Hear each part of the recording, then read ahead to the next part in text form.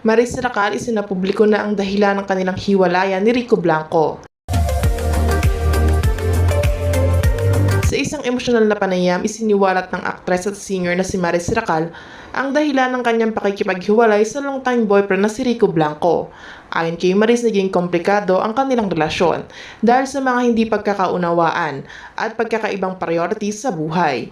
Ayon kay Maris, sa pagdesisyon na namin maghiwalay ni Rico dahil sa mga bagay na hindi namin napagkakasunduan.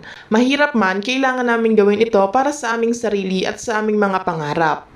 Sa kabila ng kanilang hiwalayan, nananatili pa rin ang respeto at pagmamahal ni Maris at Rico para sa isa't isa. Sinabi ni Maris na magpapatuloy siya sa kanyang karir at magpopokus sa kanyang mga proyekto, habang si Rico naman ay patuloy na susuporta sa kanya. Ibinahagi rin ni Maris na wala silang sama ng loob at nagdesisyon silang maghiwalay ng maayos. Pareho kami nagdesisyon na tapusin ito ng maayos.